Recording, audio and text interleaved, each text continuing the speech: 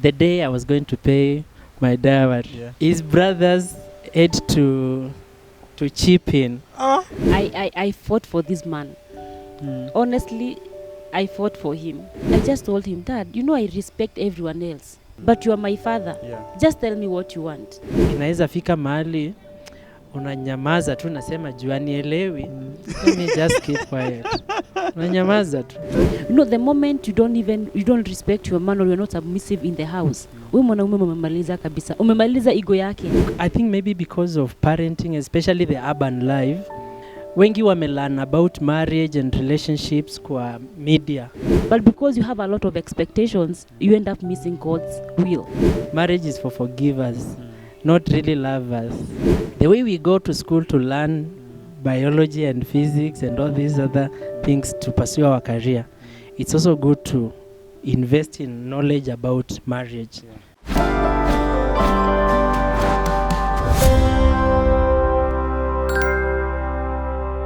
Our first visit to our pastor, we went before I cleared my studies. When we went, he was the chairman for praise and worship team and was a member. The first thing that pastor said to us when we got into his office was, I hope vile mumekuja si mambo ya praise and worship. and then he said because if you've come kwa sababu ya yale mambo ninayoyafikiria, you've just come to confirm what I saw in the spirit 1 year ago. And we were both shocked. And then nobody told me, but the Spirit of God revealed it to me. So even during our planning, when we went through trials, a lot of hardships, we knew we were in the will of God. And that one word kept us going. I think like God went ahead of you. Yes, he did. Yes, kabisa. But did you have any challenge? Because one thing I see, especially when people are marrying from different tribes, sometimes you get challenges from their parents, in-laws. Do you guys have such a challenge? I really want to thank God for my parents in love, the brothers, the sisters. I really want to thank God for them, for the support they showed us. At the start, because she had not even graduated. She's not even graduated. So the moment she did her final exam, we decided to begin the process. So when she mentioned this to when she mentioned to kuharibu mtoto the family, the brothers and the dad, they were a bit hesitant. But I think that is what a father would really want. Any parent. I think it's normal. For any parent, especially a scenario whereby a daughter has just cleared university. Bado wewe ni mtoto. Bado uja hustle. They were a bit hesitant, and I think that was also a good caution for us to really rethink and plan and see whether we are ready for this. And after consultations and we sought advice from even our senior pastor, and he guided us through. Then over time, she managed to get a one-on-one talk with dad. And they had a good father-daughter talk. And after that, he came to realize that probably it is not what they were thinking. I think he was convinced that we are ready for marriage and it was the right time. So even from that meeting, they chose the date and for introduction, and it is the dad who mobilized the rest of the family members to come for the introduction. And the rest went on very well. In fact, I remember the day I was going to pay my dowry, his brothers had to chip in. That has never happened. Si wanakanga ile sasa wanakuangalia. They had to chip in. I remember one of the brothers called me na akaniuliza, I hope umenunua crates za soda za kutosha. Just in case you haven't, kanitumia pesa mzuri. Niambia, make sure you have this number of crates and you sort any other thing. And it was a blessing walk through the process. And one of the things that I thank God for is that both families, even though they are from different cultures, they were able to blend and work together cohesively. I think one of the requirements in the Kikuyu culture is that the lady should not or cannot get married until the parents go and visit to see where the lady is going. Yeah, I think it's everywhere. It's just like everywhere. But I think the favor that we had and the trust that we had from the parents and our relatives, we got married. They sent one brother, his elder brother, alone to go home, just go and see where our ancestral home. And the rest we proceeded. We got into marriage before we had any ceremony from our side, where the parents could come and see where she is going. So that one was planned later on after our wedding. And we got very good support from all the sides.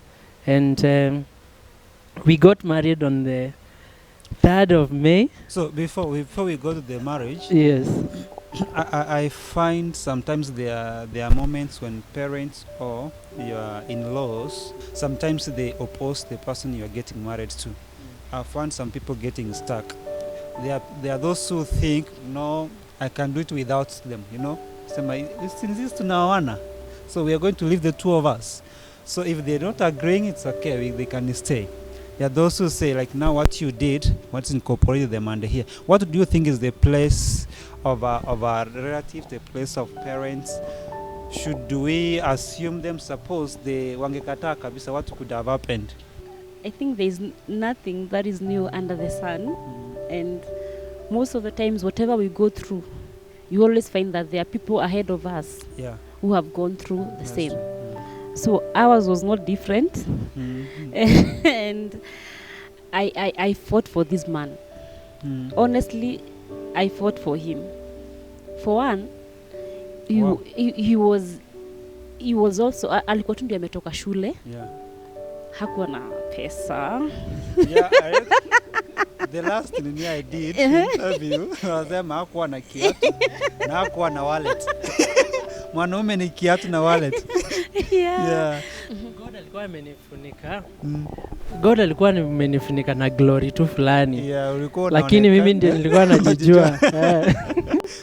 Things were not that good, but I can say I lived by the grace of God. Even going through my academics, just to take you a little bit back, I did not enroll to do my degree because I had money. It was purely by faith. It was totally by faith. And I went through the course for 4 years without calling off any semester. And God supplied. But you see, if I managed to go through university education, then now that we are two, we combine that kind of faith, then things had to work by fire, by force. So I'd love to hear how you fought for this marriage.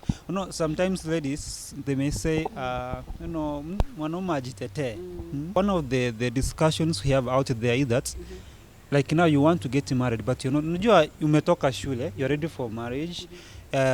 Wallet itaja vizuri, you may not have even sometimes even the dowry, and the lady may be okay, unaweza kuwa uko na job. Should you be able to chip in? Can you support your husband to be? Yes, you should support your husband to be, because one thing, you're just preparing for marriage, for wedding, but there's marriage. So ukimwacha hapa angangane peke yake, and you live the rest of your life with this man, it will not be good. Honestly, it will not be good. So I fought for him. Yes, initially I mentioned to my dad that I was going to get married. He told me, no, I have like hapingi, but ayuko against it. But sikumwambia where he's coming from or who he is or whatever. I did not mention to him. But there's one of us who knew him. So kuna ile tu anaenda si angekaka angepata mtu bet. But I loved him. But I loved him the way he was. Yeah. In fact, money has never been my... Unaona vile siku hizi wasichana ni pesa, mali, lazima ukuwe na vitu. That was never my motivation. I loved him the way he was, the way he is even right now. I loved him the way he was, with or without. I loved him. In fact, I kept on telling him, afadhali tukule sukuma. Sukuma from Monday to Friday to Saturday, from January to... But there is that love. Instead of nyama, nin, everything, but there is no love. I love that love and that peace. As someone that we can talk, laugh, when we have or when we don't have. So that was my motivation. So my dad and my family, they were reluctant because they wanted at least I settled down fast, nipate kazi nzuri, angalau pia nirudishe mkono because nimefundishwa. But here I am, I had made a vow. Although we were just the two of us, of course, with God, so I had made a promise, and I was not ready to break it. So I had to fight for him. I had to talk to Dad. In fact, let me take you back when he said we had a father-daughter talk. I remember he came all the way to Nairobi, and there is one word that I told him. Kamwambia, Dad, I respect my brother. In fact, I'm the last born. So last borns, kuna ile you can't just make decisions. Exactly. they still think you are a baby. Trusted. Yes. They still think you are a baby and you can't make such serious decisions.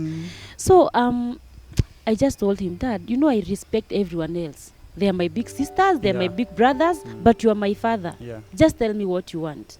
Because I told him, imagine I respect you this much that ninakuja ninawaambia I want to get married. What if mulisikia tu na huko niliendanga na nikakuja, So I tried to show him that I was not doing this thing for the sake of it. I was serious. And I was serious, I was getting married. I think parents can understand. They do. They love you. They are human beings. Yes. If we explain to them, I think they can understand. Yes, they do. In fact, they did. And one other thing that maybe I can remember from my mother-in-law, I love that woman. There is one word, one question alituuliza when we went for the second time, just before we began our process. Alituuliza, I want to ask you a question. Mutavi na Njoki, are you serious you want to get married ama ni contract? So every time hata ikuwe aje, I know this is married, this we are in ndoa, and we are ready to we are ready to make it work. No matter what. Do see contract, because most of the time squeeze watu ni contract. 2 years wewe umepata mtoto, you just go. So I love that lady.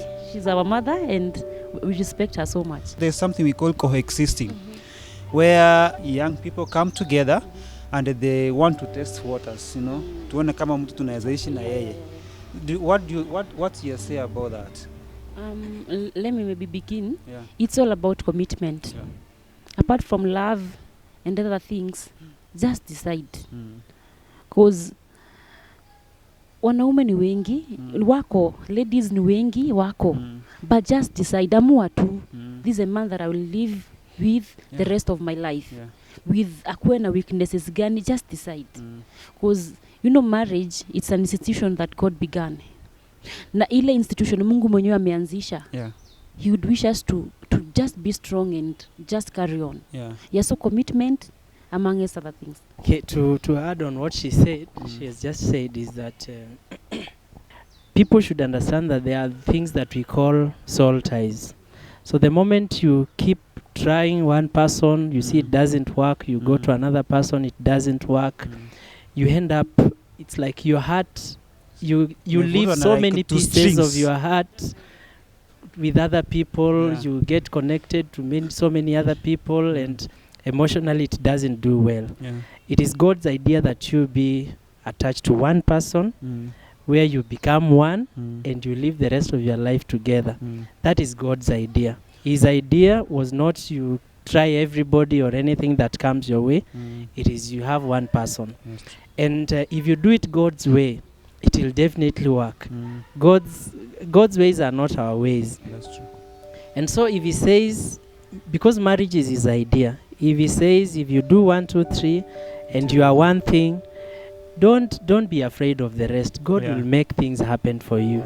Don't look at someone as a partner because they have money or they have good education or a good status or anything. That is not what characterizes a good marriage. If God is in that marriage, then it gonna work. So mtu asiangalie vitu nyingi, let God be the center stage. Hizi vitu zingine zote huisha, jobs huisha. Saa hii ni time ya COVID. We have even multi-billion companies that have come down because of this. And right now, people are lost jobs. Companies have closed down. So if you held on something because of a resource, if the resource is no longer there, then you'll not find meaning to be in that relationship. So let our relationship not be anchored on material things, but more so on the word of God and on the will of God. Mawimbi yakikuja will sail through. The highs and the lows tunasail pamoja. But if the center thing is the material possession or what you can benefit from the other person, the moment that person cannot offer what you thought you wanted to benefit, then I think that relationship is done. Wow. I'm glad I was part of your wedding. Sure, I remember that day very well. I was not behind the camera. Sure. Tell us about your big day. Okay, wedding ya sisi wote lakini more so for the lady. So it was a bright day. The day before, I remember, it rained terribly. It rained terribly. And we were so worried, how will our wedding be and all that.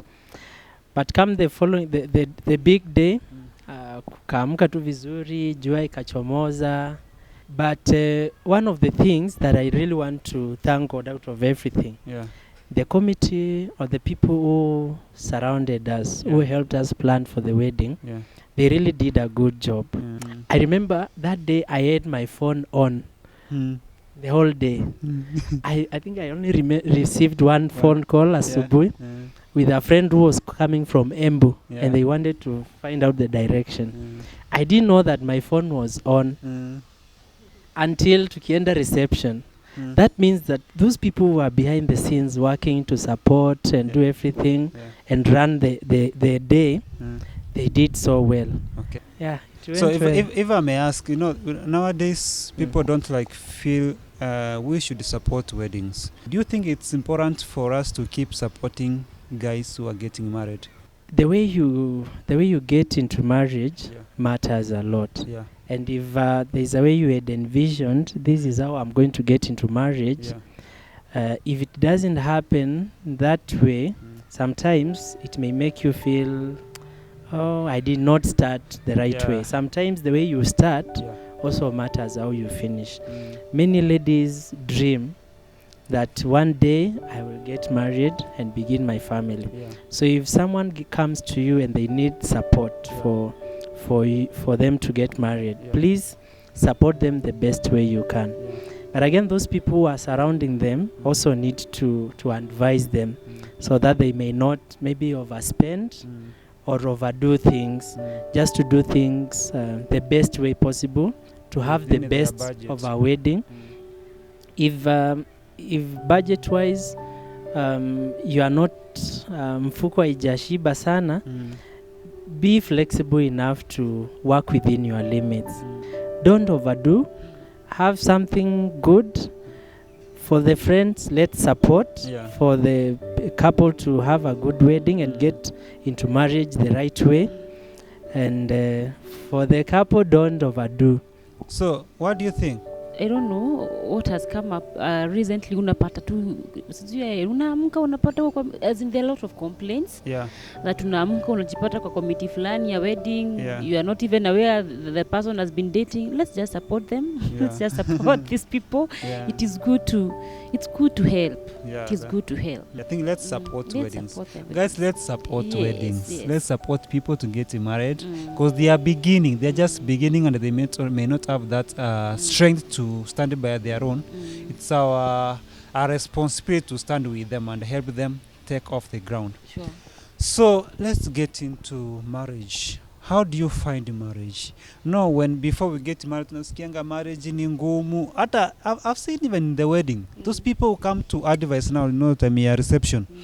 The guys who make the speeches say marriage ni ngumu, mwende mujikaze, marriage is not a bed of roses. Hiyo wadi utasikia mara 10 kwa hiyo wedding. What do you think? Is marriage full of thorns? It's not full of thorns. I saw something, maybe it's not necessary, but I saw something that when you get married to a wrong person, it's like COVID-19. You wake up to new cases every day. But I can assure you that marriage is good. It's sweet when you get married to the right person. And of course, with less or no expectations, just go there. Don't put a lot of expectations, because once the expectations are not fulfilled, that's where you find people are being frustrated. They just feel like giving up. Of course, there is that vision, but don't have those, there are those, I would call them weird expectations. And that is what is causing most of the marriages not to work, especially in this era. Umeingia into marriage today. You want to drive tomorrow. You want to own a house the following day. You want to, all those expectations. They are good, but give yourself time. Don't put so much pressure on your man. Don't give yourself too much pressure. These are things that will come in God's timing. They will come and you will enjoy life. Wow. But enjoy the little that you have. Enjoy the much that you have, but don't pressure yourself. Tavi, when you are dating, mlinyamaziana for 1 week. Huku ndani mumenyamaziana. Sasa marriage is an adventure. When you're having an adventure, when you're thinking of an adventure, it's like a road trip that you are taking to a destination. Could you enjoy?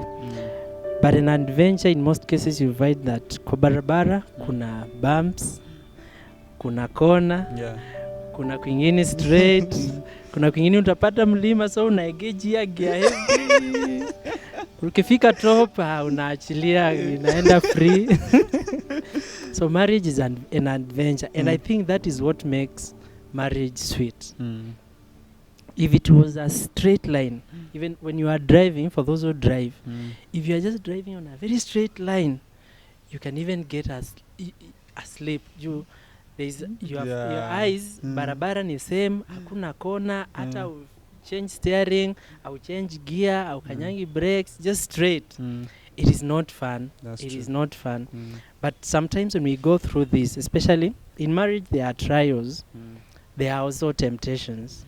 There are ups and downs. When you go through these things, they make you stronger. It's just like the way the scripture says, when temptations come, they don't come to finish us. They come to make us better and stronger. So sometimes wakati you differ, mmekosana hapa na pale, the moment you sit down and resolve your issues, you emerge better.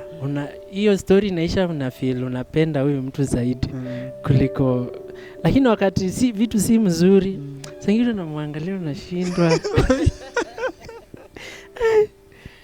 Lakini the moment mmesolve kitu, kama ni kitu ilikuwa na issue, unamuona, unaona nyako beautiful, unaona nyako vizuri. So it's an adventure. It's an adventure. So sometimes inafika mahali unaona ni kama hakuelewi issues to do with financial planning, priorities. Maybe we have some limited resources. You see, sometimes wakati kuna kuja na hizo strive and all that is because, number one, the resources could be scarce. You have some money, but it may not meet all your needs. So when it comes to priority, she has her priority, I have my priority. So sometimes we really have to agree. Sometimes we don't agree. Sometimes we don't agree. You see, sometimes she's working, I am working. Niko na side hustles hapa na pale. So probably naweza pata hiyo side hustle, nifikirie we need kitu fulani. Yeah. Niende ninunue kama sijamwambia maybe. Yeah. Nani yetu nimeleta kwa nyumba. Yeah. Lakini I feel no, this was not a priority. We should have done 1 2 3. Yeah, so hizo hazikosangi. Yeah, sometimes issues of miscommunication. Sometimes you may say something, it's interpreted differently. So mpaka ile time sasa mtaongea vizuri leo, kumbe hivi ndivyo ulikuwa unamaanisha. Those are the cases whereby inaweza fika mahali unanyamaza tu, nasema jua nielewi. Let me just keep quiet. Unanyamaza tu. So there are those cases. Yeah. But haijaifika mahali ile inafika mahali mtu anasema I'm packing and I'm going. Yeah, I think we got into this. I think na roho tu moja kujua tumeingia hakuna kutoka. Hata kinyamaza unajua tu nitanyamaza tu. Nitarudi tu. Taongea tu. But I think for me, if I may say my experience, especially when we were new in marriage, in our first year, second year, there's that thing you don't want to like accept there's a mistake, kuna ka ego fulani mnapimana muone who is going to go ahead and apologize, something has happened, lakini mnyaanza sema mnapimana tu aongei. So unapata imeenda like even 3 days, unatoka job unakuja tu unaoga, you eat, unalala. So there's not that depth in communication. So shading out that ego, I think it's very important so that you are able. I think I've come to think like a man now, I should take responsibility. Take responsibility in that when something happens and it's not something good, I humble myself, like I lead the way. That way my wife can follow. I don't know, nikukutetea. In fact, that has been the way. He used to apologize most of the times, even for my own mistakes. Wow. And I think that was leading the way. But over time, we've come to learn each other, and things are easier now. We talk. If there's something that needs to be sorted out, tunaongea as in ile like hakuna kuogopa. Now we are not due to fight. It's because we want to make things right. So over time, we've learned each other and we forgive easily, not like initially. So maybe, I don't know if you would be able to share this. I think money is one major challenge in a marriage. Pesa ya mwanaume ni pesa yetu. Actually, I want you to answer that because nyinyi ndio mnakuanga na shida. Nasema pesa ya mwanaume ni pesa yetu, yangu ni ya. What can you tell, especially ladies? All right. Maybe I can quote one thing that our pastor, or our senior pastor, used to tell us during counseling times. He used to tell us, you need to be naked. The two of you. Yeah. You need to be naked. In your finances, be naked. Let your husband know what you are earning. Let your wife know what you are earning. And that way, you'll be in a position, hata kutakuwa na zile a lot of expectations, because I already know what he's earning. Sitaanza kumpressure, I need a car tomorrow. I need a house the other day. Hakutakuwa na that pressure. But when there's that nakedness, you are in a position to plan yourself. Okay. Now, about money, just learn to, I would advise, just learn to plan together, get the priorities right. And maybe for men, wasione ni kama, or maybe whatever priority that I have, see priority. Because you realize, like, maybe for a lady, priority yake ni kitchen. I want to have these kind of utensils. I have to have maybe a cooker. I want to, nae jamaa anataka hufa ile kubwa, anataka sijui, So it's good to have priorities right, and allow each other, grow together. Don't pressure each other. And always be understanding. For women, support your husbands. Kama hana chakula, kama hana pesa, msilale njaa ukiwa umeficha pesa. At the end, it's his responsibility. No, nunue hiyo chakula, mkule, kesho atapata pesa na mtaendelea. As we finish actually, let's talk another issue which is really pressing in our generation is submission. What would you find joy in submission? Do you feel fulfilled in submission? How should it go?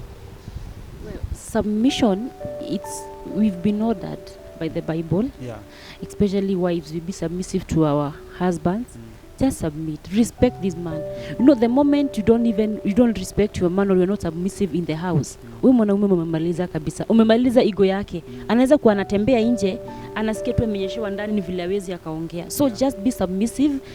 Don't alafu ile kurusha maneno. You know, women, we are gifted and we can really talk. So tupime maneno. Tunafaa tupime maneno, gauge, tuweke gauge. You don't just have to say anything. Just unajua, alafu kama unapenda mtu, kuna vitu utapima honestly. Hata hazifai kutoka, hata ufai kufikiria. You know, the Bible says from the abundance of the heart the mouth speaketh. And in fact most of the ladies si tinatokanga tu, wamesha internalize, wakaeka kwa akili, wakaeka kwa moyo. So the moment inalipuka, si eti ni kitu ile ati imetoka tu hapa juu. It is from the heart. So let us feed ourselves with the right thing, ndio tuweze kutoa maneno mazuri ya kujenga wanaume wetu. So as we come to the end of this, what do you think makes marriage successful? Number one on top of the list is God, because it's his idea. We have to do it his way. Kama yuko katikati, then anything else cannot bind the marriage together. Neither money nor anything. It is only God, because it's his idea. When people get into marriage, we even make vows and say, I'll be with you till death to us part and all that. So it's a commitment. It's a commitment that you decide, no matter what, I will live with this partner, with this spouse for the rest of my life. So wengine muwaweke nje. Don't accept intruders or outsiders. In most cases, whenever you have issues, as much as possible, solve it within yourselves. Because hata ikienda kwa third parties, bado itawarudia.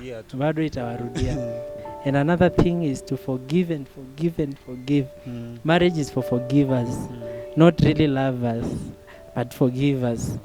You can be loving someone, lakini akikukosea na ukose kumsamehe, hiyo upendo hata ujui kunafanyikanga aje. Hizo feelings, as long as you have bitterness within you, then huwezi sema kuna. So what could be your parting shot? As I say something to the married people, I want to begin with my spouse. Yeah, to thank you so much for choosing me, believing in me. It has been 6 amazing years of doing life with you, and it can only get better. And thank you for the support. Tukiona sikuwa najua kuvaa. Kukula nilikuwa nakula chapo na dengu. I used to just have that one meal. Jioni hivi, because as I told you, nilikuwa shule, so nikirudi home napitia base fulani. Na si kupika. Nilikuwa nalipa 35 bob. So that was my menu. Nilikuwa nanunua unga. Inaharibikia kwa nyumba because sipiki. So marriage is sweet. So kuna stress zingine ziliisha tu. I don't think what to eat. She is the best in that. Wow. And she has done amazing work all those years. She has been the best mother to our kids. She is good. Wow. She's good. I can't wait to see us celebrate 20, 30, 40 years together. Wow. By his grace. Wow. And so to the single people out there, put God first. Put God first. It's his idea. Don't go trying. And again, make sure it's good to have a mentor. Don't assume you know everything. Look for someone, work with someone, and someone you can submit to, someone you can accept correction from. Submit to someone, and you'll be guided. As you venture into marriage, don't go blindly. And another thing, msiangalie vitu mingi sana. Wasichana, I think hapo kuna kizungumkuti siku hizi sababu. I think maybe because of parenting, especially the urban life, wengi wamelearn about marriage and relationships kwa media, kwa soaps, na everything, so hawajapata a real model of how relationship works. So sometimes people get into a relationship thinking that itakuwa bliss all through. So the moment challenge kidogo tu imetokea tu hivi, inakuwa mtu hawezi withstand. So mtu anaenda kwao, mimi sijailala njaa, mimi siwezi osha vyombo, mimi sijakuoa nikuoshee nguo, nani alikuwa anakuoshea kabla unioe and all that. So I think we need to learn. The way we go to school to learn biology and physics and all these other things to pursue our career, it's also good to invest in knowledge about marriage, because it's something that affects everyday life. So invest in knowledge and submit to the authority. Kama uko kwa church, submit. Usiende everywhere. Submit to your pastor, submit to your leadership, na watakuguide na watakusupport. And to the married, it can only get better. Hata kama mpitia challenge hapa na pale, things gonna get better by the grace of God. Amen. I begin by thanking you for being the best husband and the best father to our kids. I did have so much expectations when I was getting to marriage, but one thing that I prayed for is someone that would understand me the way I am. And you've always told me, kuwa wewe, just be yourself. Wow. Wherever you are, just be yourself. Don't pretend. Wow. And that has kept me being a better person. You knew me when I was a teenager, I think. And you've helped me to grow, to be a woman that I am today. And it is my prayer that we grow old together. I know God is faithful. Wow. And He will fulfill this. Amen. Amen. Now, let me address ladies. Yeah, please. Ladies, if you're trusting God for a marriage, don't look for so many things. Don't have a lot of expectations. Chukua huyo mwanaume ujioshe. There's another counselor ni wa Kikuyu anachangwa Anmuratha, and that is what he tells ladies. Chukua huyo wako ujioshe. Usiende kutafuta huko mwenye ameoshwa, mwenye ako sawa. Just look for that one person. Or when he comes to you, don't look for a lot of things. You even complicate yourself and you even complicate your future, because maybe it's God who has ordained that person to be your partner, but because you have a lot of expectations, you end up missing God's will.